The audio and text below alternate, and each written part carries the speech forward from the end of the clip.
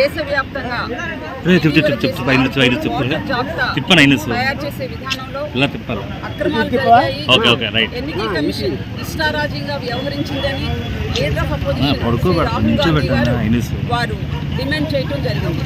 ఒక documentary evidence 142 కోట్ల మంది ప్రజలు చూస్తుండగా ఒక documentary evidence power point presentation చేశారు. అయితే ఇది చూసిన తర్వాత భారతీయులందరిలో ఇది నిజమే, ఇది వాస్తవం అనటానికి ఎవరి ఆత్మలో వారు కొన్ని ఆత్మ పరిశీలన చేసుకుంటే మనకు తెలిసిన విషయాలు మనకు తెలుసు.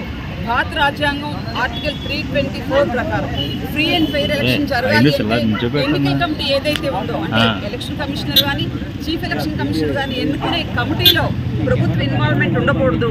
ఎలక్షన్ కమిషనర్ స్వతంత్రంగా వ్యవహరించాలి, ఇండిపెండెంట్గా ఉండాలి అని సుప్రీంకోర్టు చెప్పి ఎన్నికల కమిటీలో సుప్రీంకోర్టు చీఫ్ జస్టిస్ గడిచిన కాలంలో ఉండేది.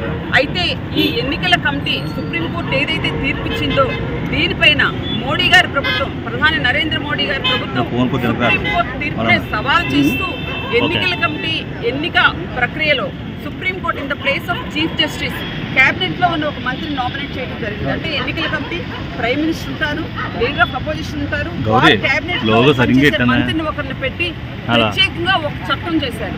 సో ఈ విధంగా చట్టం చేయడం వల్ల ఎన్నికల కమిషన్ ఏ విధంగా తయారైంది? ఈరోజు భారతదేశంలో ఎన్నికల కమిషన్ అనేది భారతీయ జనతా పార్టీకి ఒక అనుబంధ సంస్థగా, ఇప్పుడు ఆర్ఎస్ఎస్ ఏ విధంగా అనుబంధ సంస్థగా ఉందో అదేవిధంగా ఒక ఫ్రంటల్ ఆర్గనైజేషన్గా, ఒక ఏజెంట్గా ఎన్నికల కమిషన్ ఒక బినామీగా తయారైంది అనడానికి రాహుల్ గాంధీ గారు ఉన్నాయి. ఈరోజు బీహార్లో జరగబోయే ఎన్నికల్లో ఏదైతే స్పెషల్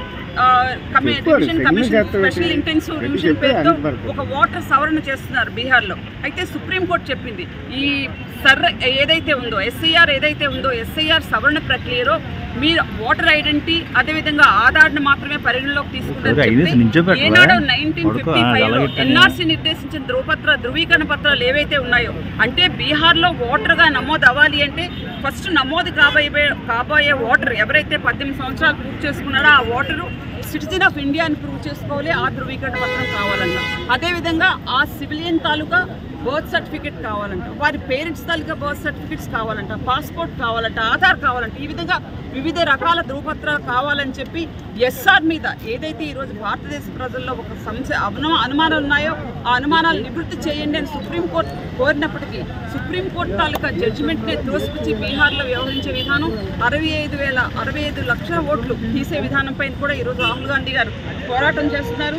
ప్రజాస్వామ్యాన్ని పరిరక్షించాలని ఏదైతే ఎన్నికల కమిషన్కి రాహుల్ గాంధీ గారు అడిగారు, ఈరోజు వారి కమిటీలో ఎన్నికల కమిటీలో కేవలంగా వారి క్యాబినెట్లో పనిచేస్తున్న మంత్రిని వేసుకుని సుప్రీంకోర్టు చీఫ్ జస్టిస్ రీప్లేస్ చేయడం వల్లే వారు ఇష్టానుసారంగా వ్యవహరిస్తున్నారు. డిజిటల్ ఓటర్ డేటా ఇవ్వండి, మాకు డిజిటల్ ఓటర్ డేటా ప్రొవైడ్ చేయండి, రీడబుల్ ఫార్మాట్లో ప్రొవైడ్ చేయండి అని రాహుల్ గాంధీ గారు డిమాండ్ చేస్తుంటే రైట్ టు ఇన్ఫర్మేషన్ యాక్ట్లో అది మా హక్కు కాదా? డిజిటల్ ఓటర్ డేటా ఇవ్వాల్సిన అవసరం ఎన్నికల కమిషన్కి లేదా? అదేవిధంగా ఏదైతే ప్రతిపక్షాలు ఆరోపిస్తున్నారో ప్రతిపక్షాలను థ్రెటన్ చేస్తూ వాళ్ళు భయపడుతున్నారో తప్పితే వాడు సరైన సమాధానం చెప్పలేకపోతున్నారు. అదేవిధంగా సీసీ ఫుటేజెస్ ధ్వంసం చేశారు. ఎందుకు సీసీ ఫుటేజెస్ ధ్వంసం చేశారు? వీడియో ఎవిడెన్స్ మాకు ఇవ్వండి. పెద్ద ఎత్తున ఓటర్ లిస్టులో పెద్ద ఎత్తున అక్రమాలు జరిగాయి.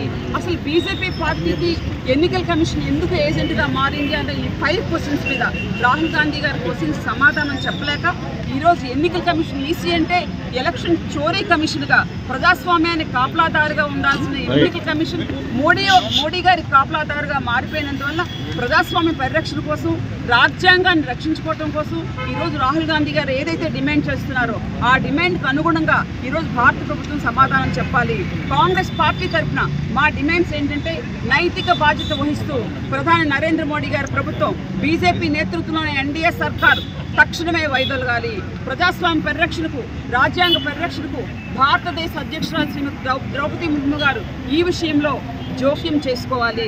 At the same time supreme court కూడా ఈ అంశాన్ని సుమోటోగా పరిగణలోకి తీసుకుని న్యాయ విచారణ జరిపించాలని మేము కాంగ్రెస్ పార్టీ తరఫున డిమాండ్ చేస్తున్నాం.